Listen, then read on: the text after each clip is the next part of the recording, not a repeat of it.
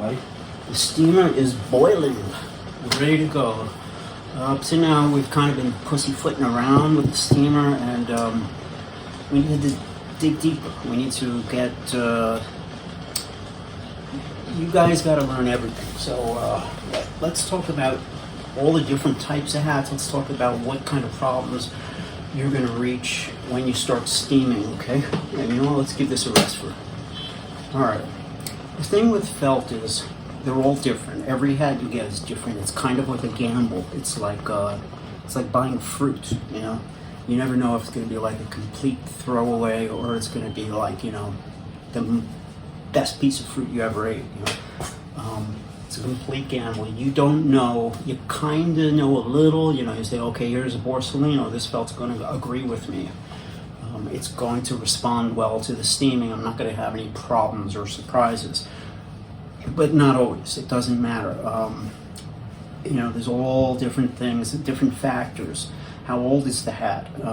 Is it a newer Borsalino? Is it an older one? Is it a something that's worn out? Does it still have stiffener in it? Does it not? Is it completely dogged, or is it still just like really in good shape? All these things. You never know how a hat's going to respond when you start, you know, steaming it. There are many times, and listen to this is important, there are many times when steaming a hat will do more damage than helping it. Now, don't be embarrassed if this has happened to you. I guarantee there's a big cross-section of people out there who have taken their hats, stuck it under the steamer, and you screwed something up, like instantly. You took a brand new, fresh, like open road brim or Stratoliner, you wanted to do something, or, you know, try steaming. You steamed it, and all of a sudden the brim started doing this thing, kind of like this. And you tried steaming it more to fix that. It didn't work. You tried stiffening it. Yeah, well, you know, that should do it. Didn't do it. It's curling up like a French fry. There are times where less is more. Almost all the time. It's best not to steam, or to steam as little as possible. You steam when you have to fix a problem. You steam when you absolutely want to change the shape of something and you have to steam it. If you can change the shape of something without steaming it, do that and avoid the steam. Steam is never, it can be bad for the hat, okay? A lot of times there's no ill effects on the hat at all, but sometimes it's impossible to steam your hat, and what happens is it damages it more, okay? So why does this happen? This really perplexed me for many years. You can even look back at some of my older videos, so like, you know, 9 years ago and whatever, 8 years ago, when I was telling people, you know, avoid the raw edge. The Stetson Temple is got a thin felt, no, it's got a long brim, a raw edge, and all these things equal, you know, to unstable felt. I said that for, you know, like a year or two or something, because the temples were starting to curl. You know, this is way back then, you know, a decade ago or something. They first started. I started to first see this issue. It wasn't just them. It was a couple of Biltmores with raw edges too, you know. And they started to do this thing where, like, the felt itself messed the hat up. It would fold into these corners, like roll. Just the steam itself, the moisture would make the brim fail forever. And the more you steamed it, the worse it got, until it just turned into like a little square like this, and then the hat is just, that's it, you know. You know, can you reblock it? You take the thing, soak it in water, stretch it, you know, stretch it over a hat block, which is basically remanufacturing it again, and soak it in stiffener so the thing is pretty much laminated in like a thick glue. Yeah, that'll hold it in place, you know, if the hat is super, super stiff. But if the hat is that kind of problematic felt, it's gonna happen again. What it comes from is thin felt, okay? Here's the deal. 10 years ago or so, this phenomenon started happening. I've been selling hats, steaming, you know, just like hundreds of them, you know, selling, you know, a couple of dozen, 3 dozen a day for people, selling hats, going through all kinds of hats, Stetsons, Borsalinos, Biltmores, you know, Rock and Company, whatever, Christie's, Lago Marcino, Cygnus, Rocher, all these brands, Akubra, I sold hundreds and hundreds of these hats. No problem. All of a sudden, I started to see this phenomenon happening with these curling brims. I saw it on a couple of open roads. I saw it on some temples. And it was all things that were kind of like, no, actually no open roads at that point. It was only temples and a raw edge Biltmore, okay? So I assumed it was raw edges are just weaker. Don't get a hat with a raw edge and a big brim if you intend to use it for rain. It's a beautiful, everybody likes the raw edge because they're used to buying cheaper hats like light felt hats that have that welted edge, that thick fat edge. So as soon as they go to a hat shop and they see this thin edge, it looks expensive, and they're like, yeah, I want that. That's the real deal, like they used to wear in the 40s in the old movies. I don't want that fat rolled over edge and like those light felt hats. That's not like the real deal. So people want that raw edge. I was telling people stay away from it. It's not the raw edge, it's the thin felt, okay? Hat companies started skimping on felt quality. It started around 10, 11 years ago. I remember it was just around the time when my son was born and he was in a stroller, and a baby and stuff. And I was running pork pie hatters. It was a little before that maybe. And they started curling. And one day, another hat started curling with a bound edge. First time. I remember I was in the back room when it happened. It was a Stratoliner. Stratoliner is failing. It did the same thing with a binding on it. I was just like open mouth, just like, okay, all those videos I just said were completely wrong. They were messed up. And I was wrong, I learn as I go. I'm still a student. You guys are still teaching me stuff all the time, I just learned the other day about like Bolivian hats and stuff, the derbies with the little tassels that come down. I know Borsalino makes a lot of those, or they did. I'm learning new things all the time. And so a few of these started failing, like open roads, a Stratoliner. They started doing this curling thing, and I noticed it was thin felt. So Biltmore's from Canada. They weren't really doing it, but then I started getting a few of these custom Biltmore's, big brims with raw edges. They started doing it, the American-made ones. And it's this. When a hat company wants to save some dollars on their hat, they're not going to do it in an obvious way that is going to make the consumer say, whoa, this is a POS. I'm not going to buy it. If a hat says made in China, they're not going to want to spend $200 for a Stetson, right? Okay. If a hat has a paper sweatband with painted black sort of leather paint on it to feel sort of like leather, you've seen that stuff before in the super, super cheap hats, like the ones that are like, $10 hats, If a Stetson had a paper sweatband painted black, you would not spend $200 on it, okay? There are certain things you can't put a cheapo sweatband on a $200 item and expect to get it. People, the first thing they're gonna look at is they're gonna say, okay, made in USA, good. They're gonna look at the leather and they're gonna say, okay, this is some real deal leather, okay? They're gonna look at all these little details. Does it have a lining? Linings are pretty cheap. You can just get them from some supplier. They're super cheap. If anything, they might cost us, like a couple of bucks if you're buying like a big case or something, So lining's not really a sign of quality, but it is a sign that somebody cares to put details into a hat. So you got a lining, you got a decent leather band, all the logos, Stetsons, everything. These are the things that people look for, made in USA. Other things people don't know about.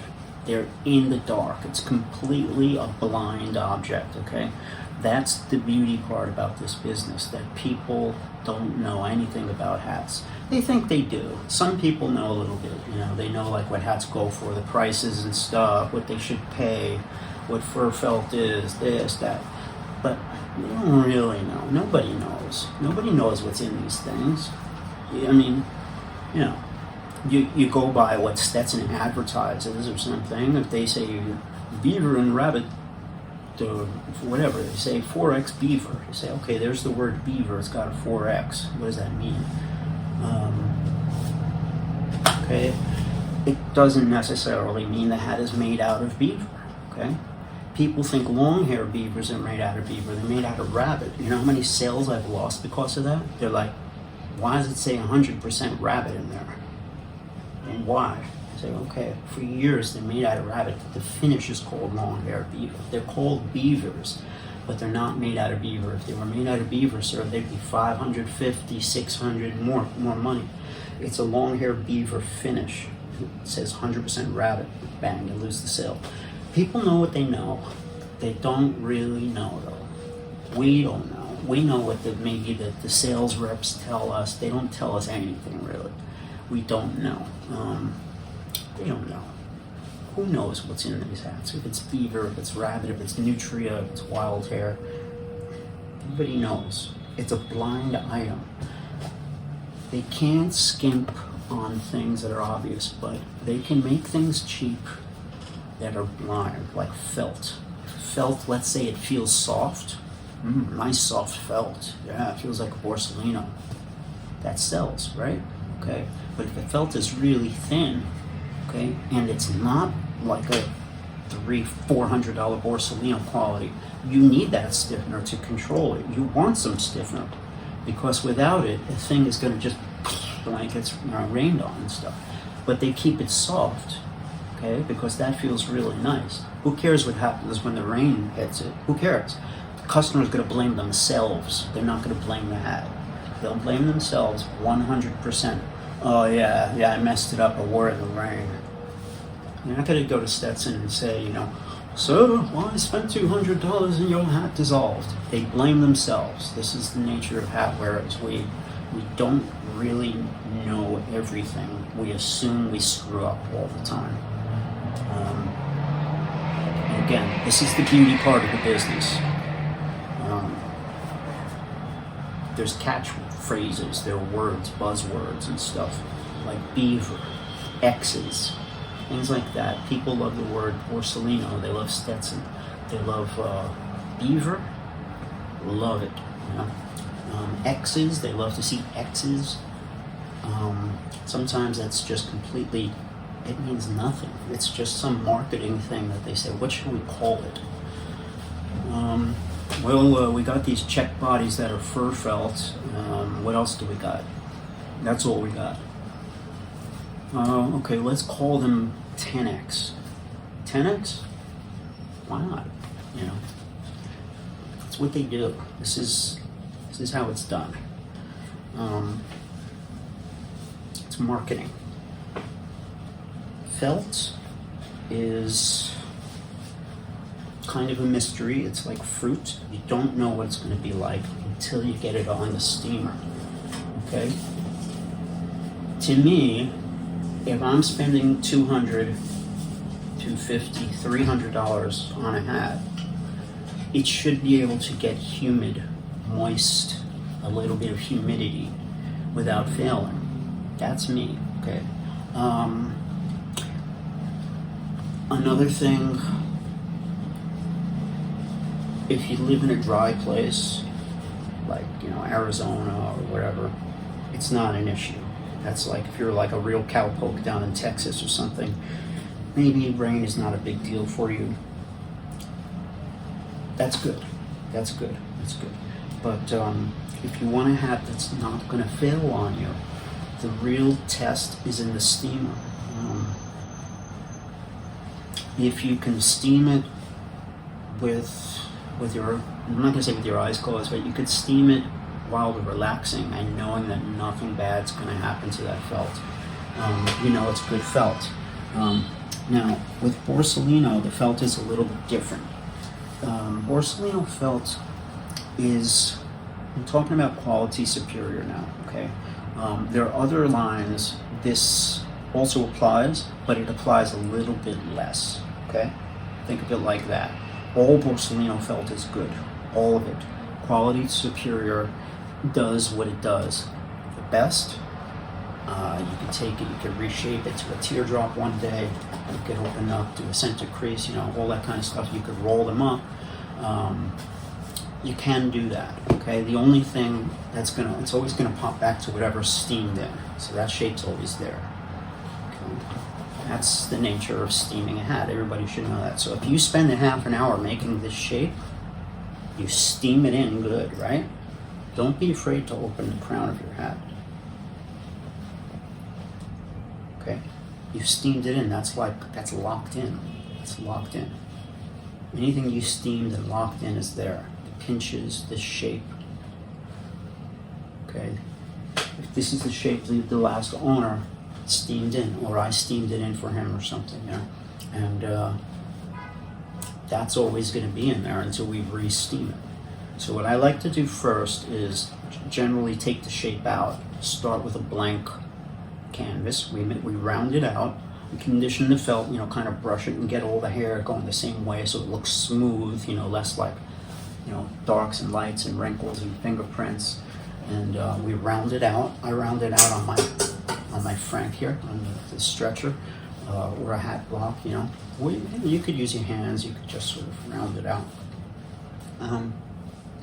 After that, you know, I shape it and everything, then I do the brim. Very first thing I do is I dust the hats, but Borsalino felt is a little different than others. It sometimes can get stiff again just by steaming it. All hats do this to some extent. In other words, when you bring me a floppy hat, sometimes if there's enough stiffness in it, just the steam alone will reconstitute that stiffness, that stiffener. It'll make it get stiff again. The steam alone will do it. It's pretty neat. It doesn't always happen. It happens, you know, when a few times where, you know, if the hat isn't too worn, and it happens with hats like Borsalino a lot more. So it'll actually reconstitute the stiffener. Sometimes I don't need to stiffen these at all.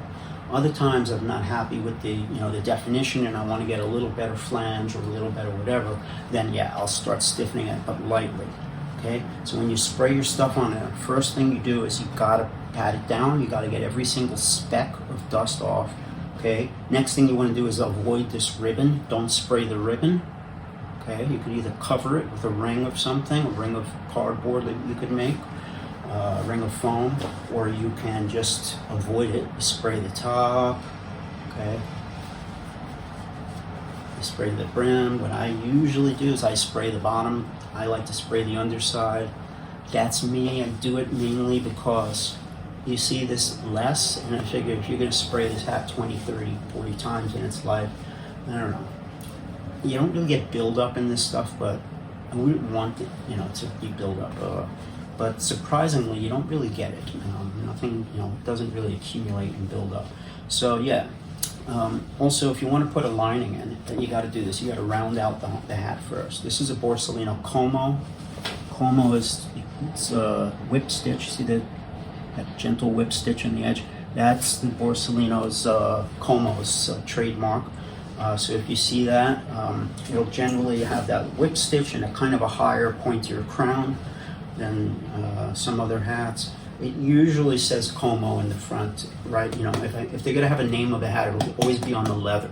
So don't look here. Every single hat says Alessandria on there. That's why they list every hat as Alessandrias in the, you know, in the ads and stuff. So you'll see 30, 40 things that say Borsalino Alessandria. Maybe one of them will actually be an Alessandria model. The reason why is because they all say it right here. It just says, you know, Borsalino Alessandria, and they all see that it's the town where they come from, and it's the, you know, the year they were created and stuff. That's basically it. So yeah, you want to steam your lining out so it's a perfect cylinder. Anything that's folded or wrinkled, you want to get that out. You can even put it over your Frank to make it more cylindrical. And then you want to round out your hat like this, open it. Okay. Get it straight, and line up your logos the right way and everything. That's it, place it in. Place it into an open crown hat. Don't try to do it when your hat's not open. And for anybody who's afraid to open their crown, get over it. Just get over it, really. Some of you guys are great out there. Let me tell you something. I'm shocked at the kind of teardrops and stuff you're making. Generally, when people bring me teardrops in the store, they're not that good. They're like these little kind of wimpy, like right up on the top things, kind of. They just look really bad. You guys are like, they all look good. They look smooth. They look almost like store-bought, you know, teardrops. The slope isn't too slopey. That's a big novice mistake. That's something I still do. So some people like it straight. I like it to be straight. What I like it is over here down, okay? I like it to be down, straight a little bit at the top, and then right here, down, just the very edge, almost like you're cutting it off with a scissor. I like to right there. So you have this big tall crown, and then the end of it goes down just a little bit, like there. So it's kind of like there, and then it's like up, and then there's like a little slope in the back. That's the way I like it. This one has a little bit of a kind of a smile. I'm not crazy about that, how it looks. That can sometimes look a little cooler when it's straight, I think. I've even seen people do it like the opposite, like this way, which to me is a little weird, but they do look better kind of straighter than more curvy. But you know, there are some people who curve it a lot, like in the middle, you know, they do a dip like that. That can look good. Kind of like a Celentino Queen has that. It can look good, but it has to be done right, sort of like just in the middle and not very much. That smile thing. So most of the time I say don't do it. I used to say do it, but I think it's easier to screw that up than to get it right. And most of you guys are making the back of it more flat, which I think just looks more old-timey, and it's easier to do. It's easier not to screw up, all right? So yeah, let's see if we could do this without stiffening it. See what we can do. Let's hold up on the steam. This is a Borsellino Como taupe, 7 3/8. I know Ken has got his eye on it.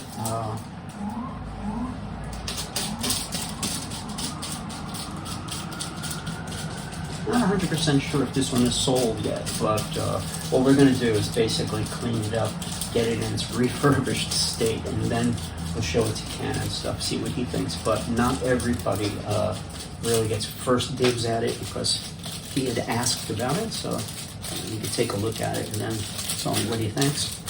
Remember, there's never any pressure to buy these things. If you want to just ask me about it, don't feel like Kevin's going to think I'm going to buy it. You know? Just like call me up and be like, look, Kev, I'm thinking about, you know, maybe in the future, you know, whatever. You don't have to tell me. In other words, it's like window shopping. If you're kind of like, you know, you're eyeballing a certain hat, but you know, you're not like, yeah, I want it.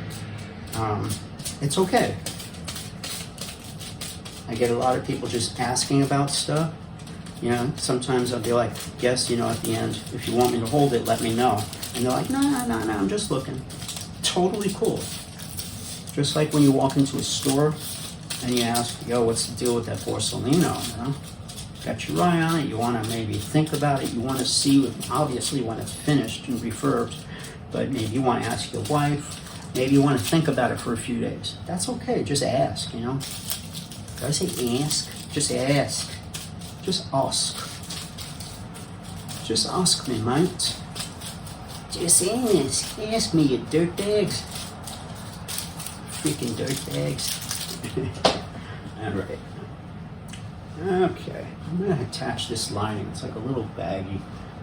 Sometimes what I like to do is I use like just a tiny bit of, I take a hot glue stick and I take a lighter and I just light the edge of the hot glue stick and I wipe it on the inside of the crown, and that way you don't make like a big pebble, like a dot of plasticky hot glue in there.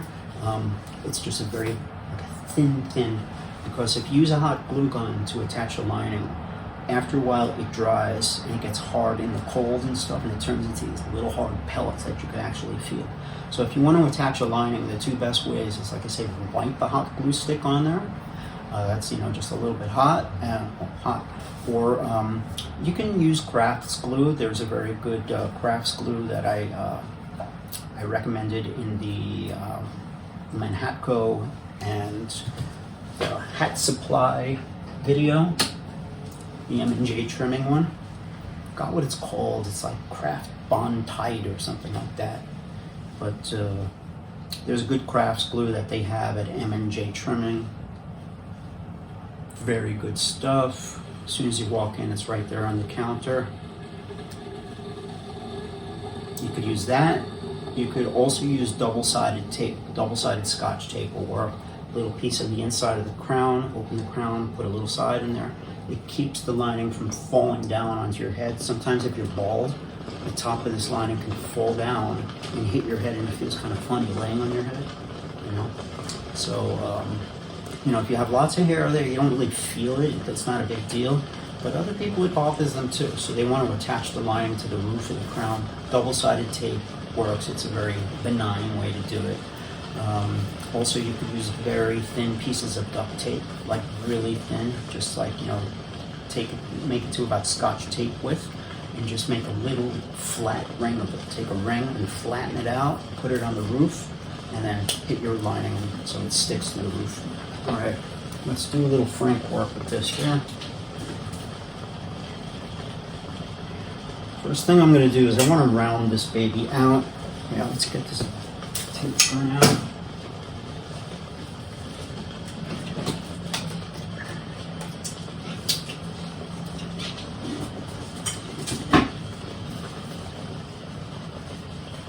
You want me to take the lining out because it's easy to work to touch the felt. I mean, if the lining comes out so easily, just put it in at the end, because you could always work better without a lining. There's no lining when you're shaping Panama and stuff, So I'm sort of just using the flat part of my fingers here.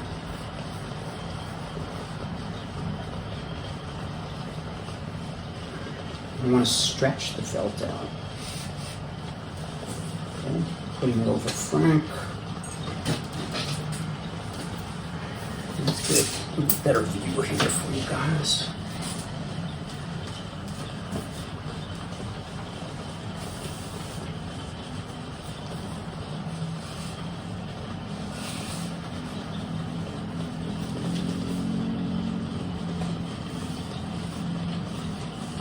Nice, good.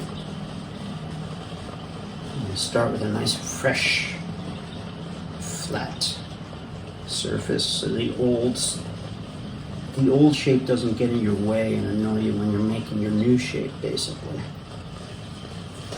It can be very distracting when it keeps popping into that old shape and you're trying to make something new. So you're trying to make the crown a little higher, but it keeps popping to that lower crown. It's impossible. You have to get rid of it. All right, while that's drying, let's work on the flange. Yeah. It's a Borsalino, so I'm not worried. This hat will respond so well to whatever we want it to do. It's another reason why I love these hats more than anything. You don't see me raving about lots of different hats like Optimos or this and that. I generally really like these. And that's what I wear,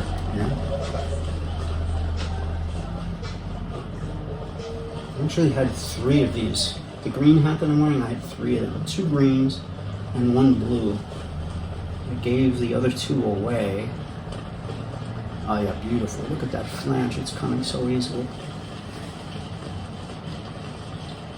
Doing like a quarter of the brim. Tabletop method.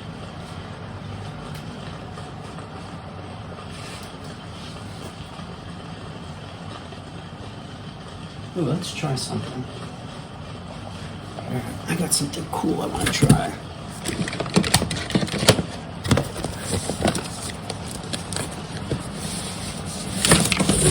Alright, let's put this Led Zeppelin album here.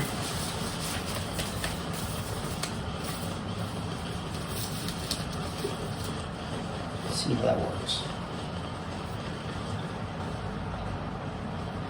Pushing it from behind, pushing with my hand, see it? Pushing to make that flange more up. Lay it down on the album.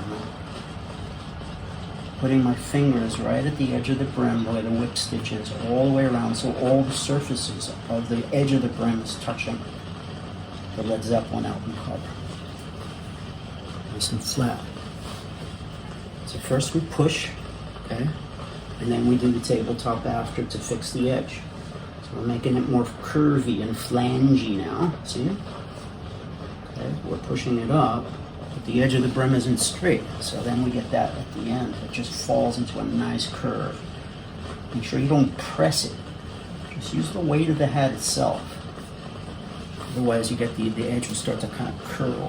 What you don't want to do. You don't want it to curl like an S shape. That's what happens if you press too hard on the brim.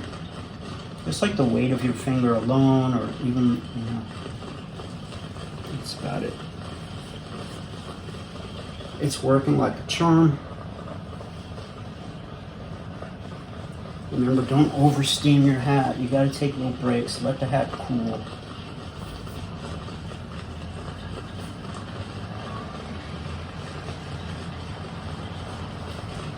Alright, we got that flange looking way better. Look at that. Okay, a little bit here. Good, good, good, good. There it is right there. Look for the problem area. Push it up. Push it up. From behind. Make that flangey.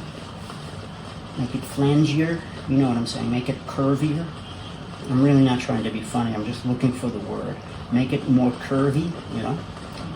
So in other words, the first step, I'm pushing back and I'm making the curve. And the second step is I'm making the edge of the curve straight, the edge of the brim. Simply pushing it is not going to make it straight, it's just going to make it curvy. If you do this everywhere, push it up as much as you can, you should wind up with a straight brim at the end. The Zeppelin album cover is working like a charm. Generally, I like to do the brim last, guys, to be honest with you. We're going to do it last too, but it's okay. I'm going to wind up doing it again, you know. Okay.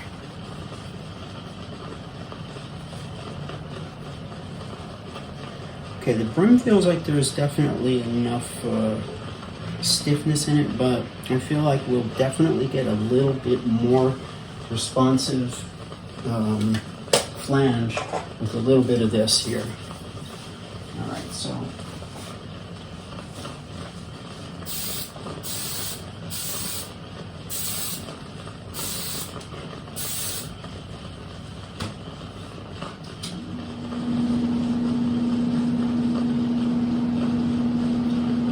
letting it fan dry, I sort of flash dry it.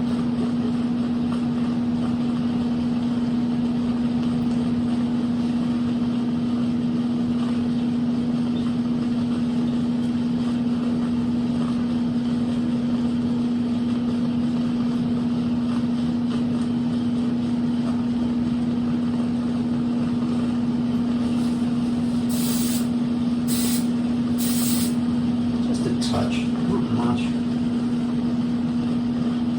You know, you want to give it to the customer with a good, crispy line.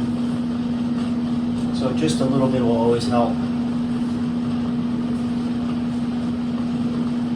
Maybe I'll put this part on fast forward when I edit it.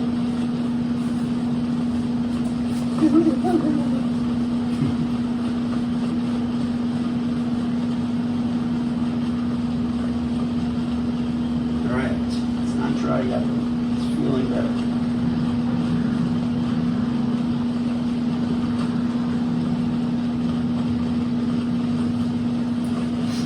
So part of the working with the Borsellino thing is also you can relax. You don't have to sort of panic. when it's when you don't know what's going to happen to the felt, it's kind of like nerve-wracking, you know.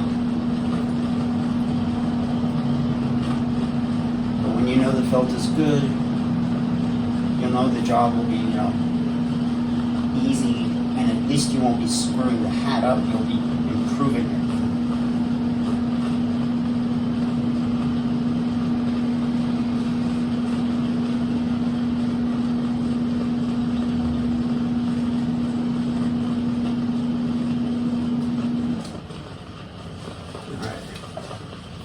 Nice.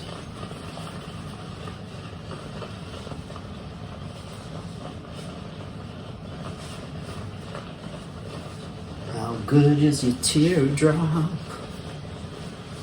I love that intro to the last video. It shows Bogart. It says, how good is your teardrop, punk? So you think you're good, huh? Are you good or are you hoof it good?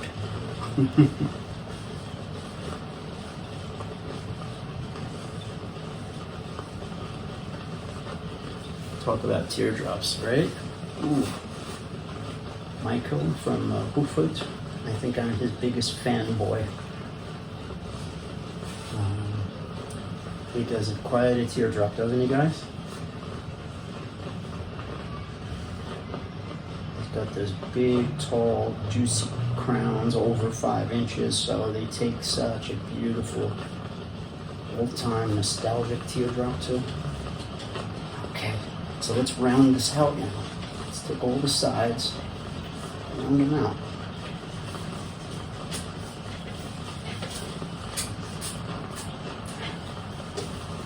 That's good. Ah, yes, yes, yes. Look at that.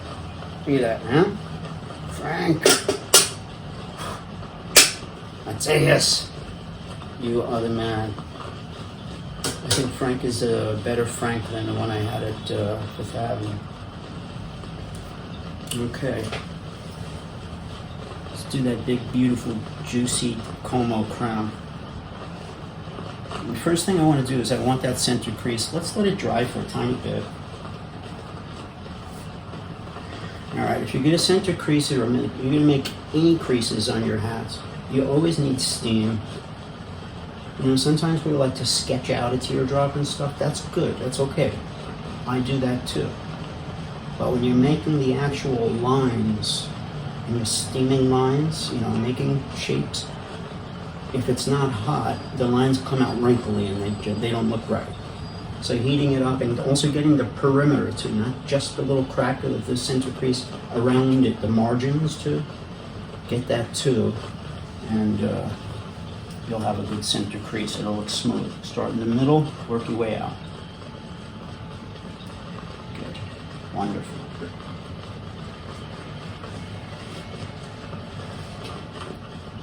I'm not only showing it to you now, I'm moving it and looking at the shadows. Now I'm going to look at it and see if it's straight. Sometimes you do it and it's like diagonal. You just got to steam it out and start again. I'm happy with it. It looks okay. As far as being straight, that's right. You know, it's in the right place. Now it is a Como, so we want this to be like as high as possible. The person who owned it before lowered it. You know, a lot of people are just more comfortable with a slightly lower crown, but let's keep it where it was, you know, at its regular height. Okay, so now I'm going to do the pinches. What we're really looking for now are the original pinches, okay? The pinches that were blocked into this hat, not what Kevin steamed into it, you know, 10 years ago or whatever. The original pinches that were blocked into it, like Borsalino, they're there. They're still there. Everything is still there. So let's try to gently feel for it, see if they're there. Okay. Now that's an interesting move, what I just did now. I used such a gentle hand on it. The only part that collapses under my hand is the part that was blocked. Okay? So I steamed it all, the whole area and the margins, okay? And then I squeezed it, but so gently, and I felt for the part that was in there before, and I worked my way down to feel that whole crease where it was. You might not get it perfect, but if the old pinches are still there, they're gonna come out. So what I just did now, I didn't really make pinches, I brought back the old pinches. Now remember what I said, look at it from a bird's eye view. You gotta make sure those pinches are going back to the same area, they're the same length, and then you also want them in the front. You don't want one of them coming more forward than the other one. So in other words, if it's like a two-finger thing, they should both be, you know, at that same distance there. So what I also do is I go in the front, put my two fingers back in there. You see how that compares to the original.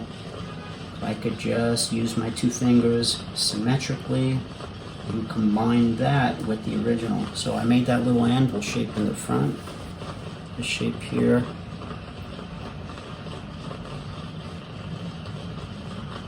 I made that and I combined it with the original pinch. Now let's look at the bottom here. There's a little flaw here. Okay, the pinch should be kind of like a sunglass shape, like an oval with a flat top, like the lens of a sunglass. Kind of flat on top, rounded at the bottom. Okay, so what I'm going to do is I'm going to hit it with some steam, and I'm going to just use my two fingers inside and then these two fingers to just perfect that little shape in front, that two finger space. I want this pinches to be right. Good. Alright, now I need this hat to dry. It's so much steam, we made it so wet. At A, we want to give it a rest, so all that stuff hardens up. We want it to get nice and hard now, because the next thing we want to do, we want the next area to get soft.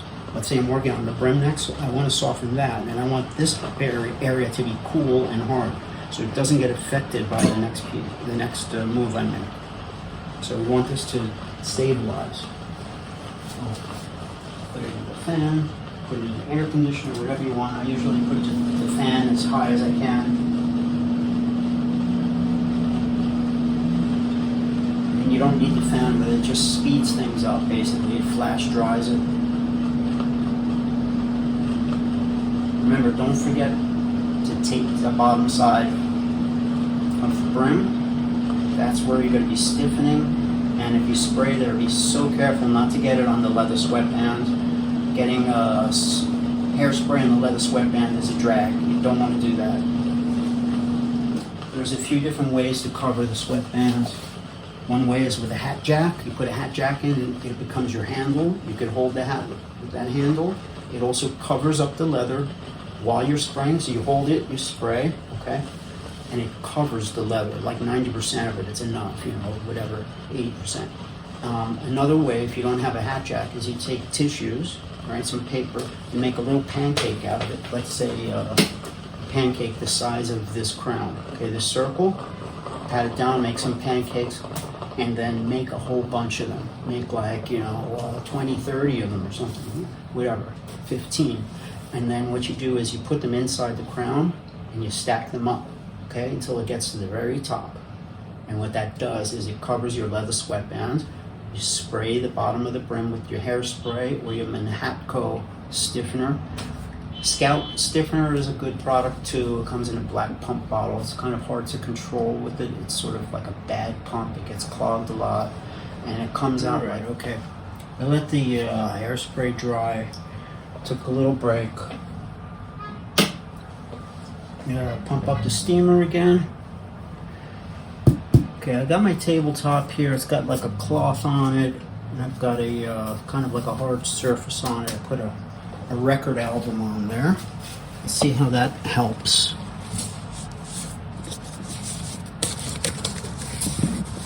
And a nice good flat album. That's a good one. They're all kind of the same, I guess.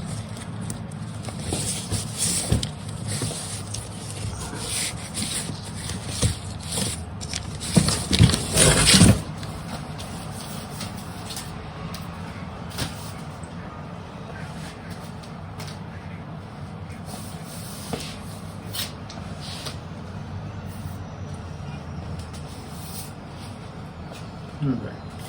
Let's get this rolling steam. This one should work.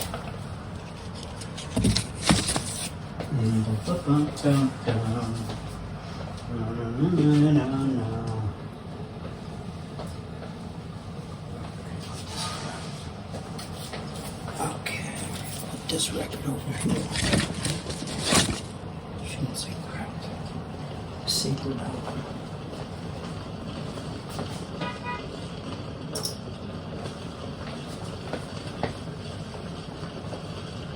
Now we've got a center crease here.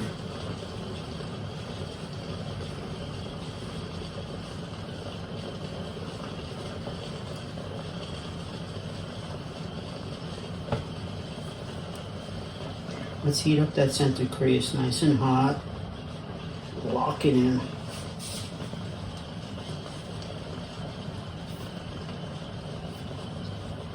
Okay. We don't want it to be wishy-washy. We want to know what's what. We want that to be locked in. That is our new shape. Pinches, lock them in. Let's lock them in, partner. 10-4, lock it in.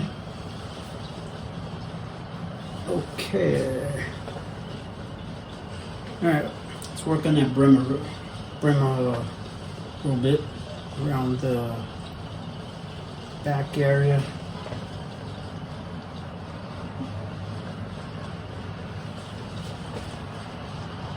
Yeah, it's working good.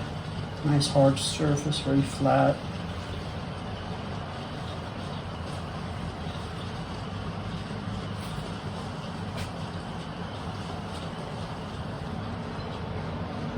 Oh yeah, I'm raising it now. Once you get more stiffener on there, the hat responds the way you want it to. It's hard to explain. It stays hard when it's cool, it softens. When you steam it, it just responds. It does what you want it to do. That also goes for good felt.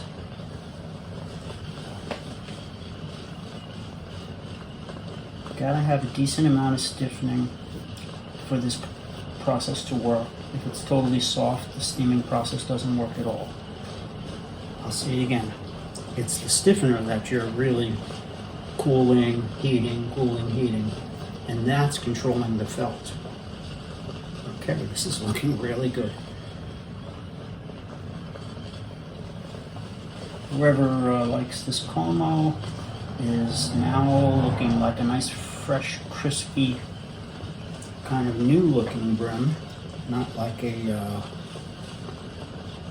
I don't know, soft, sort of, well broken in hat. You know how felt feels broken in and soft and stuff? Sometimes a good steaming will just sort of reconstitute it, this kind of felt. Especially with this kind of felt. Really all fur felts, but more porcelain. A lot of times you don't even have to stiffen it at all. It'll just come back as soon as you hit it with a little steam. Okay, now we fix any problems. Anything that we saw that needs a touch up. Now we got all the big lines done. Let's work on the fine lines. Sometimes the center crease doesn't look completely perfect and smooth. So what I do is I take my hands from inside and I kind of do I'm going like this. So inside there's this divot there, okay? Got my hands on either side of the divot. I'm bringing them back and forth, feeling for any anomalies. So I want that inside part of the crease to be even on both sides. I don't want any areas that just look uneven or weird. So I'm just kind of smoothing it out. Now sometimes you'll do a hat and you'll find it's curved a little. The back looks good, but by the time you get to the front, there's something wrong. It's kind of curving a little to the left. Have you ever done that? It does happen. Sometimes it's not even your fault. It's the way that the hat is, kind of like, you know, maybe it'll be creased to one side already when it started. So the inside, this is right, you know, everything looks right here, but then when you turn it up this way, the pinch is to the side, so you're kind of aiming for that pinch when you go forward. So sometimes you have to just open the whole thing, you know, open crown and just start again when that happens. It does happen. Okay, another trick to sharpen this up here, make it flat. So what I do is I hit it with some steam, right? Then I put that surface, this surface here, against the tabletop. I lay it down like this, and I pat the inside of it like that. So what I'm doing is I'm making the front of the hat, this part here, flat like the table. Okay? So the here will be flat. I'll show you what I mean. Hit it. Put it over the table, holding it from behind, 2 fingers, giving it a little 2-finger pat against the table. Now it'll be perfectly flat, like a soldier, you know, like a right angle. It's not always bad. Sometimes if you just pull it a little, like this way, it'll just kind of curve everything nice. It just makes that line. Look how nice the front is now. A lot of people overlook that part. Okay, let's do that again. Okay? This area here, nobody thinks about this surface, how that should be. Alright? Let's hit it. Bring it down flat. Making sure we're getting it flat. You know, the angle is like a 90-degree angle. I don't want to mess that up, see? Okay. Hat could actually stand on it, it's perfect. Now I'm going to pull it up forward a little bit like this. I went just forward a little. And that makes that area not perfectly flat, but curved. Okay? So the thing is flat with a little arch now. I got rid of all the little curves, anomalies, dents, wrinkles. Okay, the front of the brim is slightly wonky, just for me, like putting it against the table like that, doing the front. So let's fix the brim now. Just the weight of the hat, that's it. The weight of the hat. And I'm making sure all the parts of the brim are touching the table at once. It's very straight. That was a good move. Now let's do more of that around the hat. Good move. So now it's working much better because I gave it a Zappa stiffener. But if you noticed, I used the gentlest stiffener possible, which is extra hold hairspray. And I used very little, right? I used very, very, very little. I gave it a quick spritz. You saw that. It was a little, I put an even coat, but the lightest possible coat I could. This is the Borsalino, man. It doesn't need it, you know? You don't, first of all, you don't want it to be stiff like cardboard. Nobody wants a Borsalino like that. Okay? You do want it to have some, you know what I'm saying? It shouldn't be mush, mush, mush, mush. It should have some, make a little noise, you know what I'm saying? Okay, not starchy, but you want your lines to be crisp. You're seeing lines that are not crisp, even after you're doing the tabletop thing, you might need a touch more stiffener.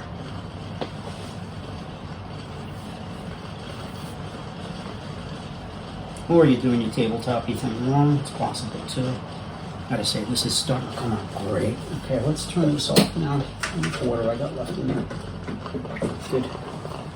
Let's, look at that flange. It's just crispy and new and nice. It's gorgeous looking.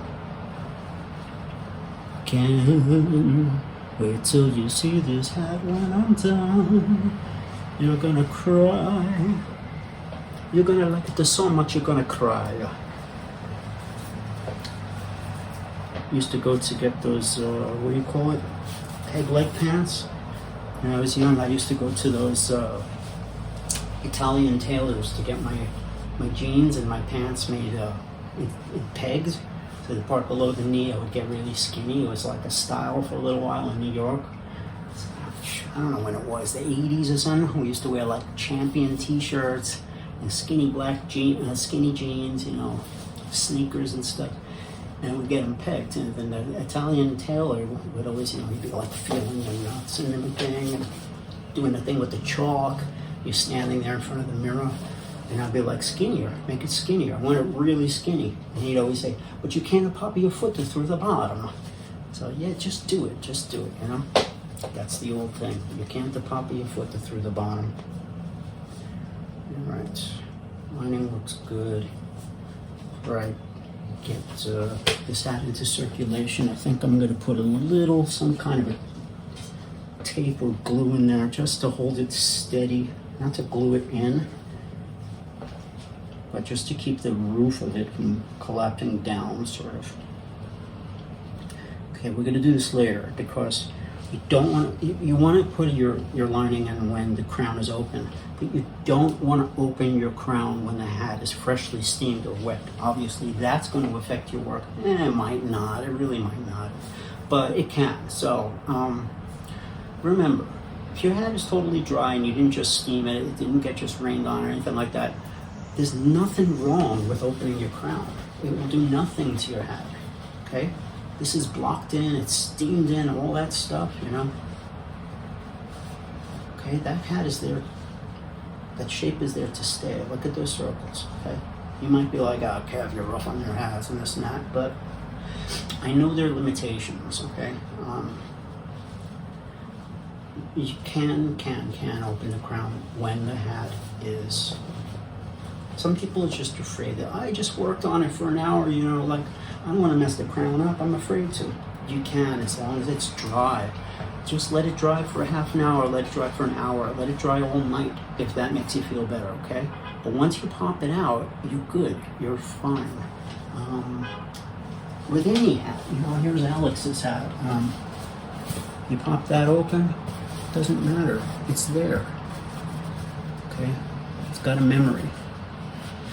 Okay, so remember, you want to put a lining in, open your crown, okay, flip this, open your crown, and there you go, your lining goes in. Do not be afraid to open your crown as long as the hat is dry, okay? If you just freshly steamed it, then don't do it, okay? So I'm going to put this lining in a little bit later. That was the Borsellino Como taupe.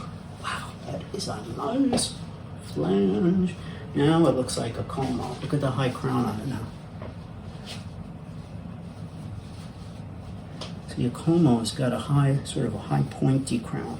That's what a typical Como look is like that. It's not the same crown as mine. It's quite different. Do you see that? I have the classical crown, which is much lower. Look at the difference. I don't want to put this on because it's very, very clean. I cleaned the inside, I cleaned the outside. I was just in the laundry room and I'm not exactly like, yeah, I'm schwitzing.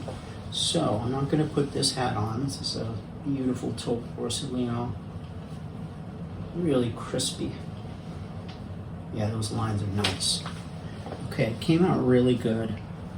I'm going to probably steam it again. And I want you guys to see what the crown looks like. Especially compared to, you know, like a classical crown. It's quite different, much higher.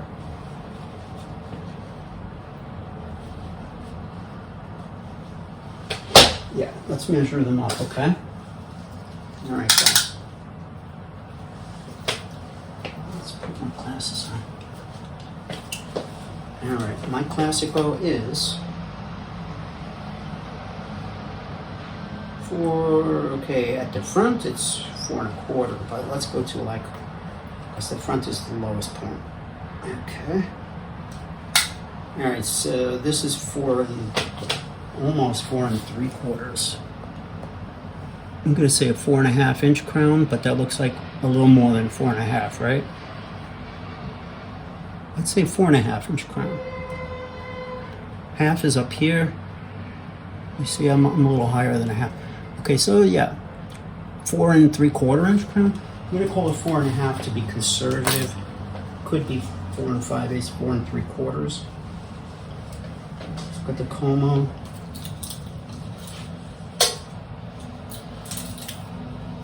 Orsolino Como. It's got a whip stitch, got a high pointed crown. It's exactly the same in the front. 4.5. Isn't that weird? Let's check the side. Orsolino Como, take 2. Is it 4.5? Gonna find out in a second. It is much higher. Wow. 5-inch crown. Okay, a 5-inch crown. This is more of a hoofed, kind of a hoofed, sort of a film-esque kind of a thing. Okay, definitely not 4.5. I'm going to say it's a 5-inch crown. Orsolino Como taupe, 7 3/8, 5-inch crown. It is pending sale. I don't think anybody said I want it yet. Somebody said I might want it. I want to take a look at it when it's finished, Kevin. And I said, don't even look at it now because you got to see it when it's finished. It's not going to be the same hat. So he said, cool, that sounds great. So that person who was just inquiring about it has absolutely no commitment. But I'm going to give him first dibs on it because he was asking about it. We exchanged a few emails about it. And because his name starts with K like mine, so he gets preferential treatment. Kevin Washington, you too.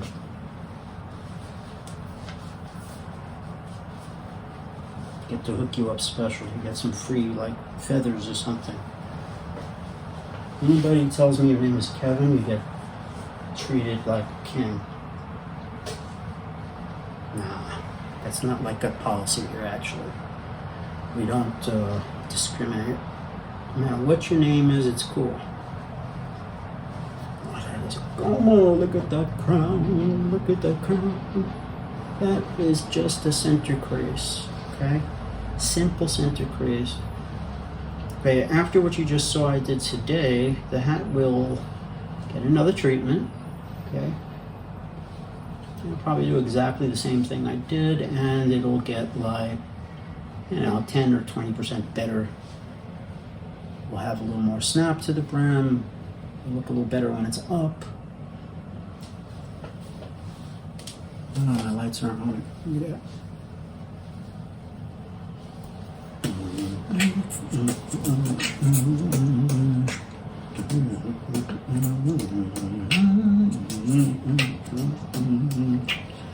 Mood music.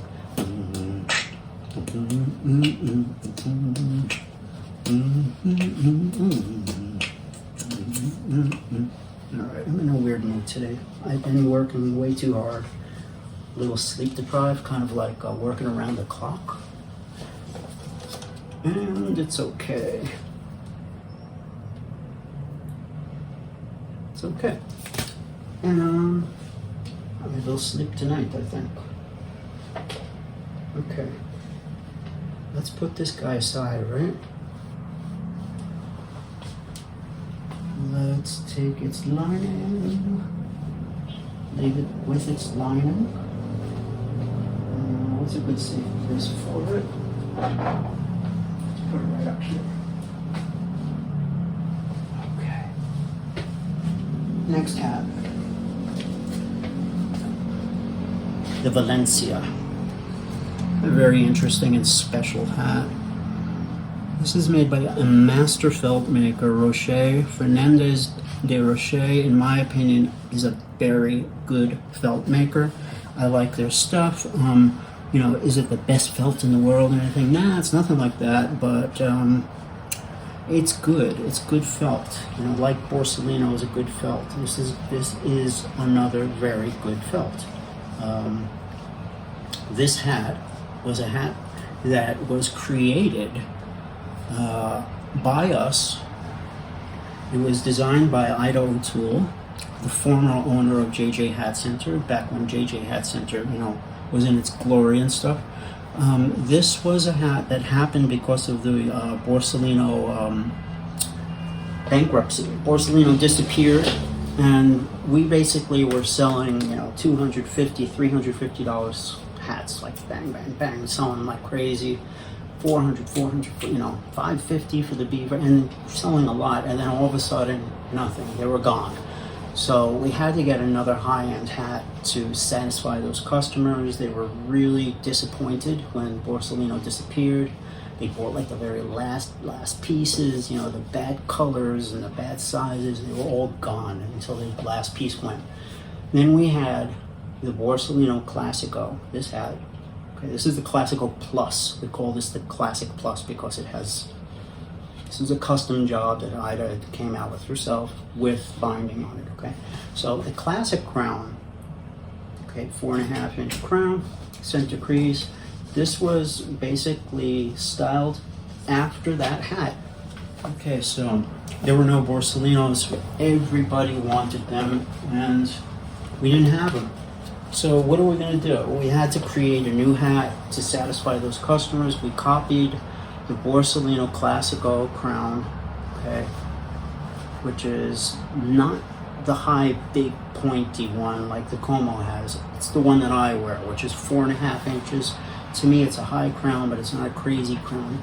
I don't know what is that, like a Stetson Temple? It's a crown that looks high to some people, and it's not really considered super high though, right? It's not a 5-inch, like, super nostalgic crown, but it's a nice crown, okay?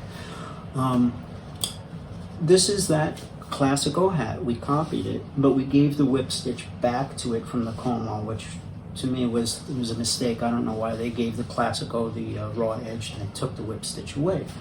The whip stitch basically makes a raw edge look sharper.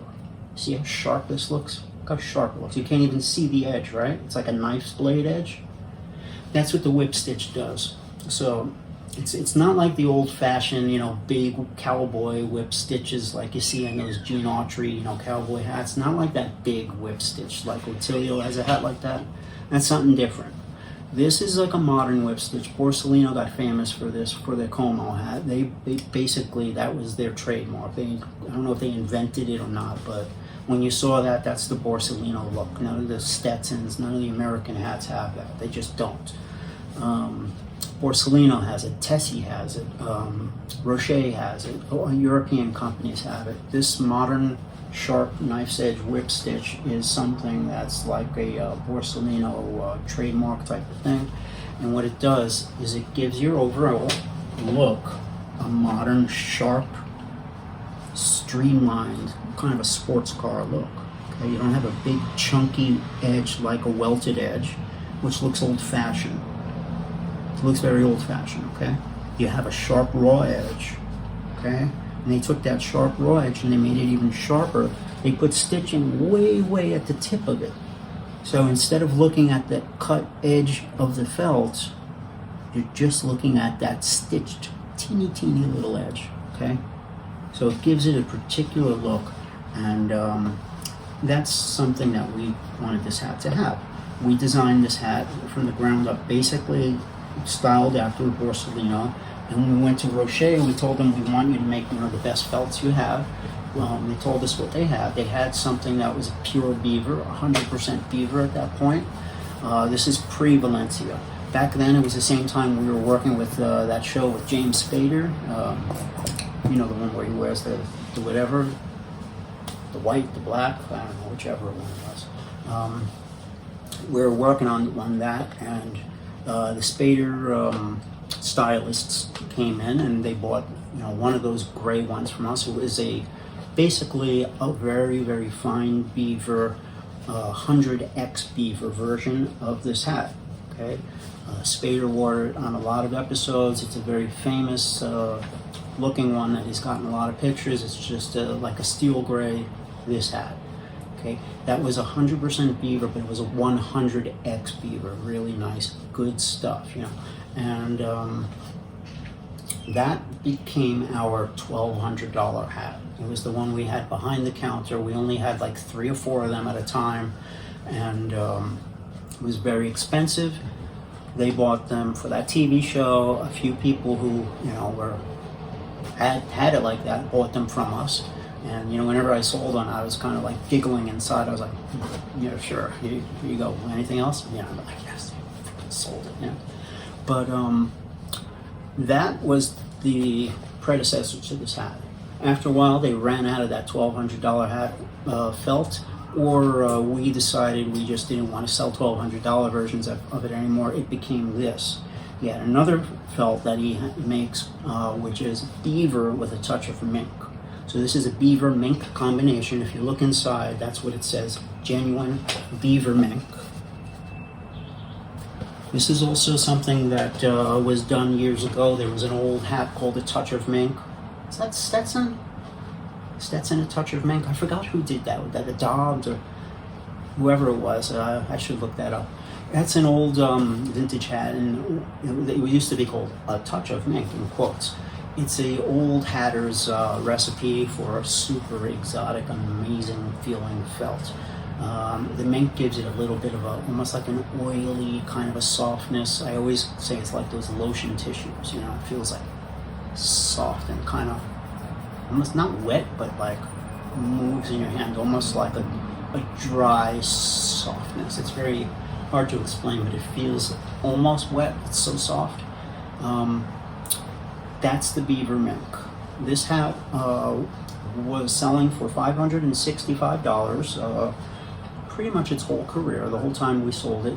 Came in also a cognac color and a taupe color, black, brown. I do have another one of these coming up in cognac, guys, 7 3/8, brand new, perfect, like never touched, brand new.